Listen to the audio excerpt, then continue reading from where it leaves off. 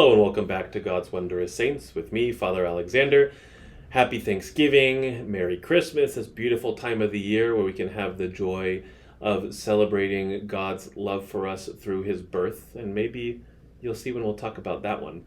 But today we get to talk about one of the great saints we celebrate in early December.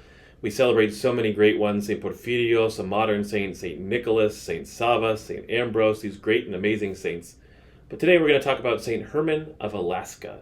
Yes, Alaska, that state of the United States.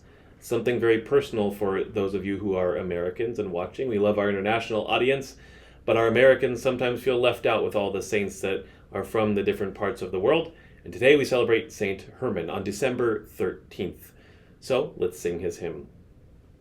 Blessed ascetic of the northern wilds and gracious intercessor for the whole world, teacher of the Orthodox faith, good instructor of piety, adornment of Alaska and joy of America, Holy Father Herman, pray to Christ God that he save our souls. Amen.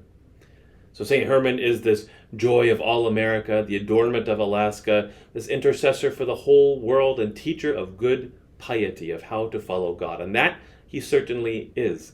We don't actually know a whole lot about his early life. He really kind of just shows up at a monastery at the age of 16. We don't even know his name before he became a monk. He's tonsured and made a monk Herman, but we don't know his name before that until the whole first 16 years of his life, the name he was born with. And he lives in this monastery of St. Sergius towards the kind of border of Finland there in Russia. Lives there for a few years and then goes to the monastery, the famous monastery of Varlam. And there, as it's kind of situated amongst all these different islands in northern Russia, very cold, he lives on his own island, and all the monks there love him deeply. And whenever he came to visit the monastery to get food and to pray, they'd all want to talk with him and meet with him. A very loving man, even from the start. And there's an interesting, miraculous, beautiful story of his, that one night he had this very large sort of growth and abscess on his neck. He could barely swallow. He thought he was going to die. Everyone thought he was going to die. And he's praying all night long for healing in front of his icons. And he wipes the icon of the Theotokos with a towel and puts it on his neck. And he keeps praying and he falls asleep. And in his sleep, he sees the Theotokos come and heal him. And he wakes up and the abscesses of this whole growth is gone. He's all better except for a tiny little scar that's there that always reminded him of this great miracle and of God's love for him and cure for him. So he lives in Varlam for a while, and then in Russia they begin to find all these islands towards Alaska, the Aleutian Islands, and so they send missionaries there to go and convert the people and tell them about Jesus Christ. St. Herman's in that group, and he's sent from the monastery that he loved very deeply, and he goes to these islands and begins to preach the gospel to the people who live there, to the native Alaskans. And he does it not with threats, as we see sometimes in different missionaries, and say, you need to convert, and otherwise we won't give you food, we're not going to help you. He kind of does the opposite. He says, here's Jesus Christ, let me tell you about him, and then let me live my life and show you. And he lived his entire life loving and sacrificing himself for those people. At a time when, again, it was seen as they were sort of very not as good as the people who were colonizing them. These natives were often treated very poorly because they were seen as not as good as everybody else. And it was not really the right way to treat people. But St. Herman saw in them the image of God, that they were people too, they were humans too, that they had the image of God within them, even though they talked differently, looked differently, acted differently, that they were just as human as he. And so he sacrificed himself and loved them so deeply as God commands us to do. And as we read about in the first epistle of John, where he says, you cannot love God if you don't love your fellow man.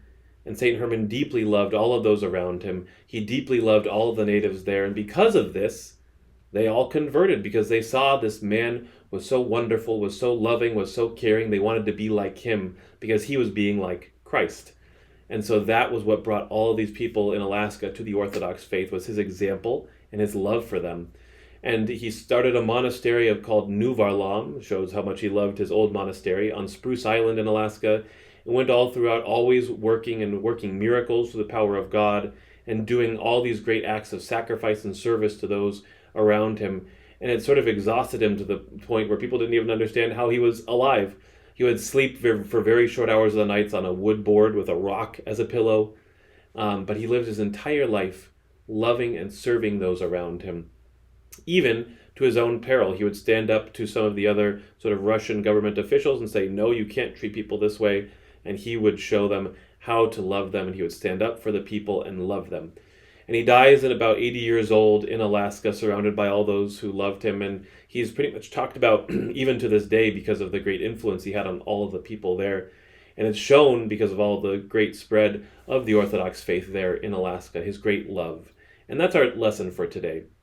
That a lot of times we can think about our faith, but it's this action of our faith, this sacrifice and love for the other, that really shows the truth of it. That Saint Herman was able to give of himself totally and completely to all those around him, and to show the love and the sacrifice of Jesus Christ to all those around him. And so each of us has to do that in our own life as well, in probably different ways than Saint Herman.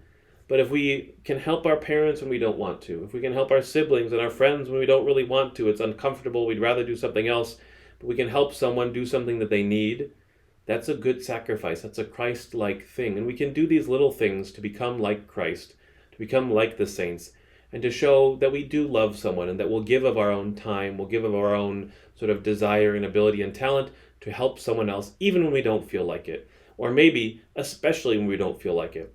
Then it becomes very Christ-like, because Christ came and sacrificed himself for us. He gave his entire life for us. And so we can do these very small things for the people around us, everybody, whether we love them, whether we don't really like them, whether they look like us, whether they don't look like us, whether they talk like us, whether they believe like us, whatever it may be, we can treat them with this love, seeing in them the image of God, as Saint Herman did. So we got a question today from someone about the colors that they see in the church. Sometimes you walk in, it's white, sometimes it's blue, sometimes it's red, sometimes it's gold, whatever it may be. There's sometimes different colors in the church. And that's a very important thing to notice. It means something is different. Interestingly, though, you'll get a different answer from a lot of different people, depending on whether you're at a Greek church, a Russian church, an Antiochian church, an OCA church, whatever it may be, because people use the colors differently. And even priests within those jurisdictions, within the Greek archdiocese or these different places, use them a little differently. Generally, blue is for the Theotokos, white is for the resurrection, red is for the martyrs. Other than that, you'll see them used in a lot of different ways. And so, if you notice that there's a new color on the altar, your priest is wearing a new color vestment, ask him. Say, why are we wearing that color today? And you'll learn something, and that's an important thing to notice, because it adds to the beauty and the importance of what it is that we're doing and how we're worshiping God. So, next time, ask your priest, why are we wearing green today? Why are we wearing red? Why are we wearing white? Ask, and then you can know a little bit more. And this is a beautiful thing for us to understand as we come to know more about God and attempt to become one of his wondrous saints. God bless you.